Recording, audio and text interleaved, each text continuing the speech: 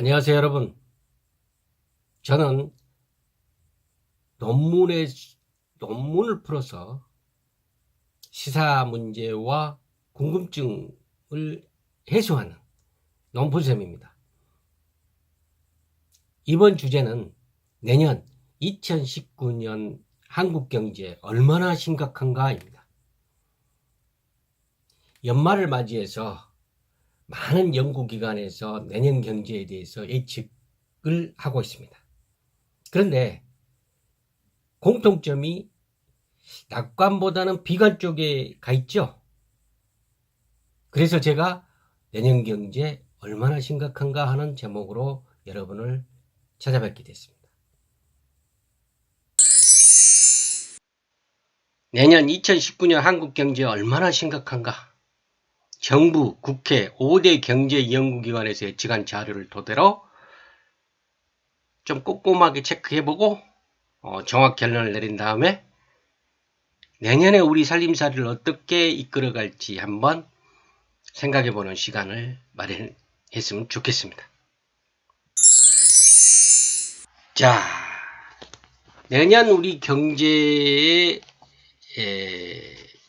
지표, 가장 중요한 지표죠. 성장률이 얼마나 될 것인가? 정부 기획재정부에서는요, 2.7% 성장한다고 보고 있군요. 그 다음 KDI, 한국개발연구원은 2.6%, KIEP, 대경제정책연구원이죠. 2.7%, 국회의산처 2.7%. 그런데 LG경제연구소하고 현대경제연구소는 2.5%로 잡았네요. 굉장히 낮게 잡았죠. 한국경제연구는 2.4%라고 잡고 있어요. 이것도 연말에 한번 다시 수정해갖고 더 낮춘 성장률입니다. 그래서 이렇게 7군데를 보니까 2.4%에서 2.7%로 잡고 있어요. 이 정도 성장률은 올해보다도 낮은 성장률을 보여주고 있는 겁니다. 한마디로 말해서 지금 우리나라 경제 성장률이 하향으로 지금 치닫고 있다. 그런 것을 보여주고 있는 겁니다. 이것은 우리 경제가 지금 점차 활력이 떨어져 가고 있다. 그렇게 이해해도 됩니다.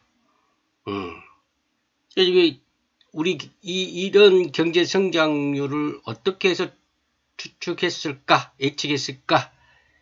주로 네 군데 이 영역을 살펴봅니다. 첫 번째가 민간 소비입니다. 민간 소비는 KDI나 KIEP, 국회의산처, 한국경제연구원, LG경제연구소, 현대경제연구소 모두 소폭 둔화, 감소, 둔화 이렇게 예측하고 있습니다. 소비가 안 될 것이다. 올해보다 떨어질 것이다. 이렇게 보고 있는 것이죠. 왜 그렇게 보냐에 대해서는 여러 가지 고용 부진, 실업률이 높은 거죠. 그 다음에 금리 인상, 구매력 저하, 여러 개 표현은 다르지만 어떻든 민간 소비가 둔화될 것이다. 이렇게 보고 있다는 것은 우리 경제가 어려워졌다. 우리 국민들의 호주머니가 비어간다. 이겁니다. 어렵다. 그 다음에 한 축이 이제 건설 투자입니다. 이 건설 투자에 대해서는 LG경제연구소만 성장세를 유지할 거다 그렇고 나머지 5군데들은 전부 감소, 부진, 하강을 이야기했어요. 전체적으로 보면은 건설 투자가 안 될 것이다 이렇게 보는 겁니다. 우리나라에서 건설 경제는 대단히 중요합니다. 이제 우리가 성장률이 왜 올해보다 내년이 낮아질 거라는 것을 이게 예측됐나? 이거는 건설 투자에 기인한 것이 컸을 것이다 추측할 수 있어요. 건설 투자가 조금 안 좋다. 이 부분도 경제 활성력이 떨어질 것이다. 이렇게 보고 있다는 걸 우리가 알 수 있는 거고. 그 다음 설비 투자를 해야 투자가 돼야 경제가 또 활성화될 건데, 이것에 대해서는 어때요? 보니까 전체 6군데 국회 예산처부터 시작해서 6군데 그 경제 관련 연구소에서 전부 낮은 증가 감소 이렇게 봤습니다. 둔화. 그러니까 올해에 비해서 증가가 되더라도 조금 증가되고 오히려 감소되거나 둔화될 것이다 이겁니다. 건설 투자와 똑같이 설비 투자도 그렇게 보고 있다는 거죠. 거의 비슷하게. 자, 좀 암담해지죠. 다음 이제 네 번째 축이 수출입니다. 우리나라는 수출로 먹고 살잖아요. 다행히 KDI, 한국개발연구원하고 KIP, 대경제정책연구원, 그 다음에 국회예산처, 이 국책연구기관 2개하고 국회예산처는 증가세 쪽으로 보고 있네요. 근데 한국경제연구원, LG경제연구소, 현대경제연구소는 둔화하거나 축소로 보고 있어요. 3대 3이네요. 국책기관은 다소 희망 섞인 그런 내용을 좀 포함한다고 봤을 때, 이게 제 생각입니다. 제 개인적인 판단인데, 조금 내년에 수출이 어려워지지 않을까 하는 생각이 듭니다. 자, 전체적으로 성장률도 좀 올해에 비해서 떨어지고, 또 4가지 중인 민간 소비, 건설 투자, 설비 투자, 수출 부분의 이 4대 영역에서도 어때요? 좋은 면이 잘 안 보이네요. 수출만 빼놓고는 무슨 뭐 증가세란 말이 안 나오네. 그죠? 그래서 다들 비관적으로 받는 모양이에요. 근데 여기다가 내년에 예상 문제가 또 있죠.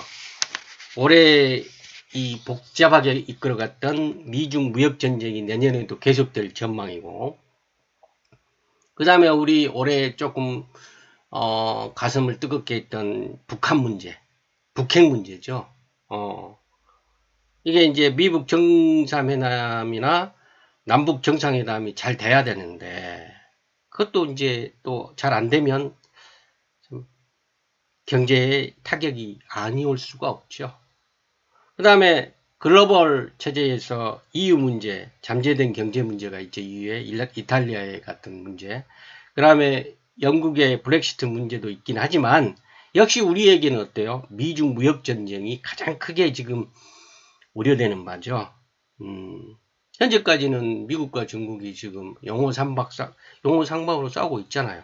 미국의 보호무역주의 트럼프에, 그 다음에 중국의 시진핑 주석의 경제민족주의가 지금 만나가지고 세계의 무역시장을 지금 뒤흔들고 있기 때문에, 또 우리는요, 중국을 거쳐서 미국으로 수출해요. 그러니까 두 나라가 싸우고 있으니까 참 이건 말 못하게 답답할 일이죠.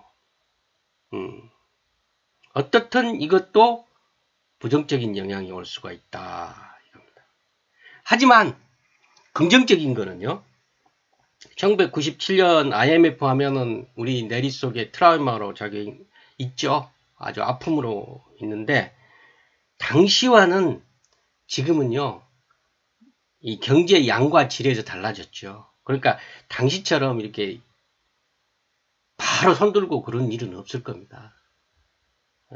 제 생각으로는 점차적으로 이렇게 낮아졌으면 둔화되거나 감소될 뿐이지 급격한 그런 현상은 오지 않을 것이다 라는 생각이 들고요.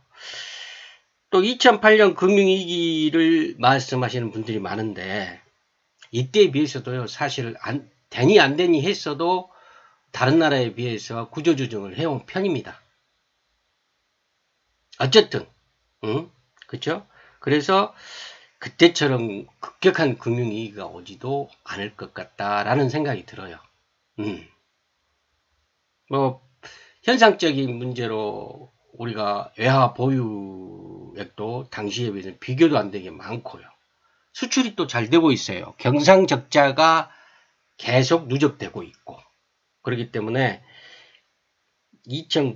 IMF 시절이나 2008년의 금융위기 같은 급격한 그런 거는 오지 않을 것 같다라는 생각이 듭니다. 물론 여러분들이 미중 무역전쟁이나 북한 문제 이렇게 큰 문제에 해오릿바람이 일기 때문에 그런 그 트라우마를 생각을 하는 분들이 많아서 급격한 변화를 생각하는 분들도 계시는 것 같은데 그렇게는 안 될 거라고 저는 생각합니다.